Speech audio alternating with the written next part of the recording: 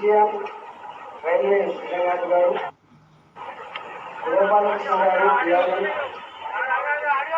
ముత్యాల నాయుడు గారు ఏడీఆర్ఎం, రామారావు గారు ఏడీఆర్ఎం, శ్రీధర్ సిపిఆర్ఎం, గౌరవ కార్పొరేటర్లు రావణ్ గారు, రాజ్యలక్ష్మి గారు, ఉపేందర్ రెడ్డి గారు, సునీతా శేఖర్ గారు, మేకల సునీతా యాదవ్ గారు, శాంతి శ్రీనివాసరెడ్డి గారు, సబితా కిషోర్ గౌడ్ గారు, వేదికైనటువంటి పెద్దలకు, మా ముందున్న మిత్రులకు, కాలనీ పెద్దలకు, అన్ని పార్టీల నాయకులకు అందరికీ నమస్కారం.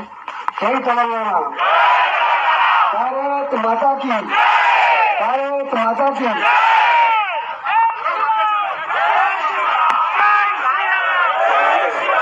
ఈ యొక్క మాట్లాడేవారు అయితే మా రాజశేఖర రెడ్డి గారు ఆర్థిక పరిస్థితి మాట్లాడిండు, రైల్వేస్ మాట్లాడిండు, డిఫెన్స్ మాట్లాడిండు, రాష్ట్ర ప్రభుత్వం కేంద్ర ప్రభుత్వం ఇంకా మాట్లాడితే ఇంకో అర్ధగంట సేపు మాట్లాడుతుండే. నేను వారిని అదే జనం ఉండరాదే మళ్ళీ మంచి గెలిపిస్తుంటే రాదు.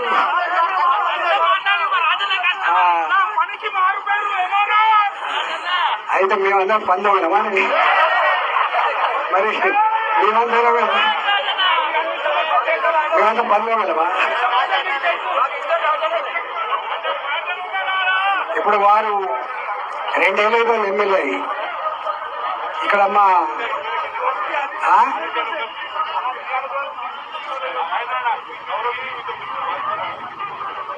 అయితే ఒక మాట ఏమంటే వారు మాట్లాడేది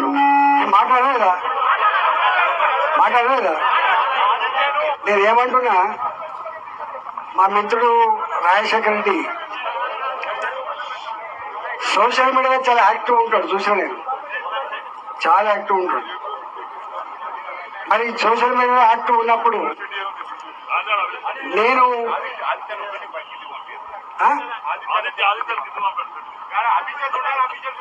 ఆదిత్యవరే చుట్టుకడ పోరా.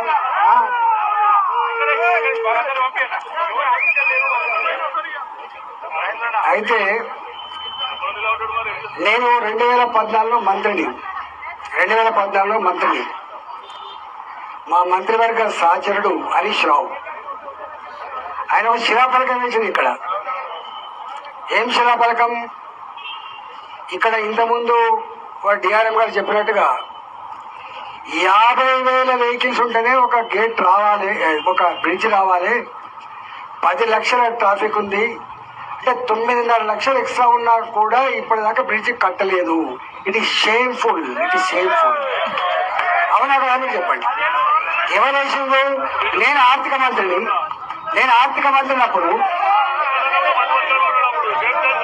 చెప్తున్నా, అందుకని చెప్తున్నా. మీరు ఇదే ఓపిక లేకపోతే మీరు పోండి, బాధ లేదు. ఎందుకంటే నేను వాళ్ళ కోసం మాట్లాడుతున్నాను, మీకోసం మాట్లాడుతున్నాను. ఇప్పుడు నేను ఇవన్నీ చూస్తున్నాను కదా, నేను నేనేమంటున్నా, రాజశేఖర్ గారు 2 మంచి విషయాలు చెప్పిండు. ఏమని? ఈ భారతదేశ చరిత్రలో 2022 గప్పుడు మోడీ గారి ప్రభుత్వం ఈ రాష్ట్రాలు సహకరిస్తలేదు, దానివల్ల రైల్వే ప్రాజెక్టులు లేట్ అవుతున్నాయి, ప్రజలకు అసౌకర్యం కలుగుతాయి, రాష్ట్రాల అభివృద్ధిలోనే దేశ అభివృద్ధి ముడిపడి ఉందని చెప్పి మొట్టమొదటిసారిగా ఆలోచించిన మహనీయుడు నరేంద్ర మోడీ గారు.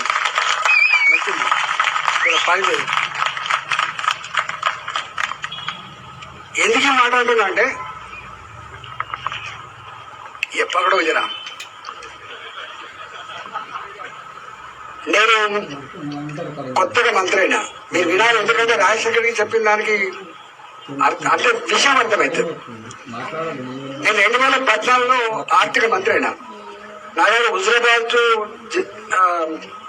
సరికాల 200 కోట్ల ప్రాజెక్ట్ తోటి ఒక ప్రాజెక్టు నిర్వహించిన 4 లైన్ రోడ్ ప్లస్ బ్రిడ్జ్.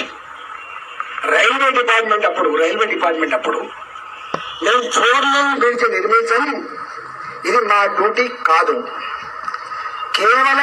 కేవలం ఒక సింగిల్ లైన్ ఓవర్ బ్రిడ్జ్కి మాత్రమే పైసలు ఇస్తాం, అది కూడా పట్టాల మీద ఇస్తామని చెప్పినాను.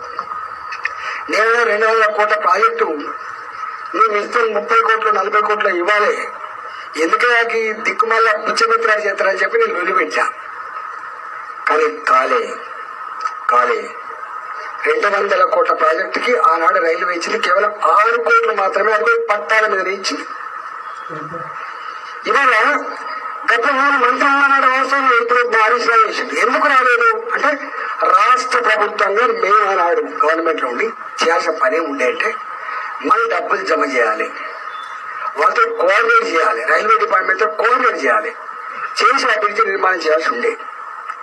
ఖాళీ అంటే అర్థం కావాల్సింది ఏంటి, 2022 వరకు రాష్ట్ర ప్రభుత్వం కనుక కోఆర్డినేట్ చేయకపోయినా, రాష్ట్ర ప్రభుత్వం డబ్బులు ఇవ్వకపోయినా బ్రిడ్జ్ అర్థమవుతుంది కదా. దానికి సజీవ సాక్ష్యం చెప్తా, మా రాజశేఖర దగ్గరనే ఉంది. అది కూడా బొల్లారం బజార్ 1993 1993లో శాంక్షన్ అయింది, ల్యాండ్ అక్విజిషన్ కూడా అయింది. ఇవాళ ఇప్పుడు ఎక్కడ ఉన్నాం 2026 అంటే 26 ప్లస్ 7 33 సంవత్సరాలు ఇప్పటిదాకా కాలేదు. ఇవాళ ఎందుకు అవుతుంది అంటే ఇక్కడ మనం చెప్పిన మళ్ళీ చెప్పబోతున్నా, MMTS రైల్వే లైన్ ఉన్నది.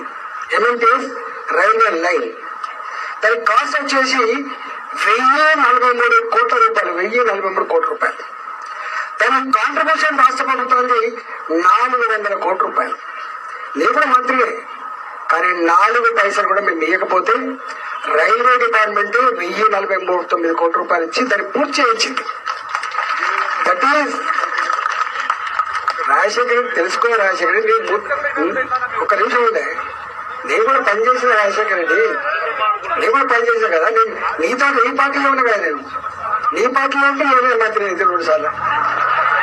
ఇది నేను ఎందుకంటున్నా అంటే మీకు తెలియదు, అంటే నేను కొన్ని విషయాలు చెప్పాలి. ఇప్పుడు నువ్వు చెప్పిన వాళ్ళు నేను చెప్పాలి. నేను స్వయంగా ప్రధానమంత్రి గారికి ఒక ఉత్తరం రాసిన, ఈ దేశ ప్రధానమంత్రి గారికి ఒక ఉత్తరం రాసిన, దేశంలో ఉన్నటువంటి రైల్వే మంత్రి గారికి 4 సార్లు మీటింగ్ పెట్టినా. Not only for Hyderabad, for entire country కోసం పెట్టినా. నేను వీళ్ళతో కూడా మీటింగ్ పెట్టినా, ఇక్కడ రైల్వే అధికారులతో మీటింగ్ పెట్టినా. ఏంటి మీటింగ్ అంటే, ఒకప్పుడు రైలు తక్కువ వచ్చేది, ఎప్పుడో ఒక రైలు వచ్చేది, రైలు స్పీడ్ కూడా తక్కువ ఉండేది.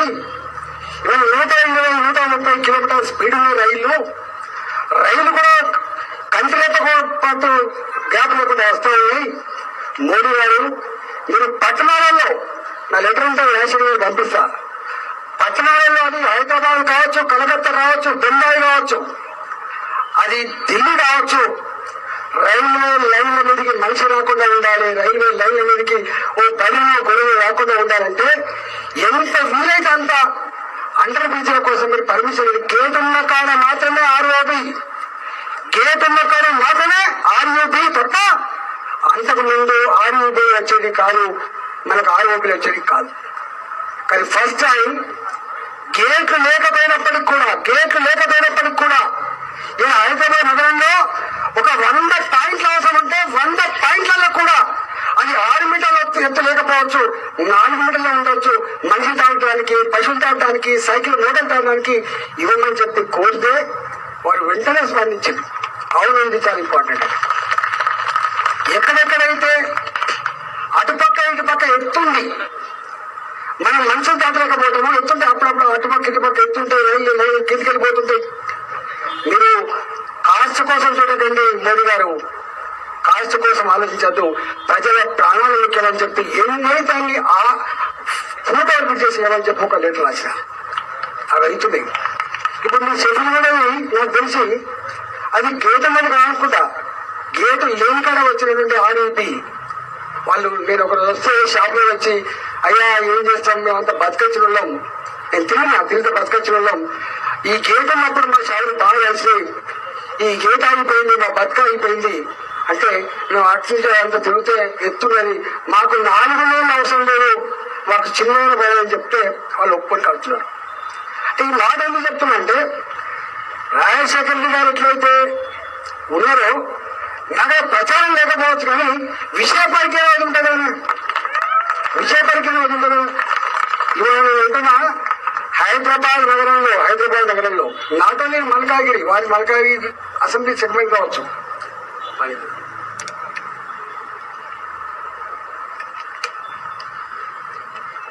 ఎంటైర్ కంట్రీకి నువ్వు ఇట్లాంటి పని చేస్తున్నాం మేము.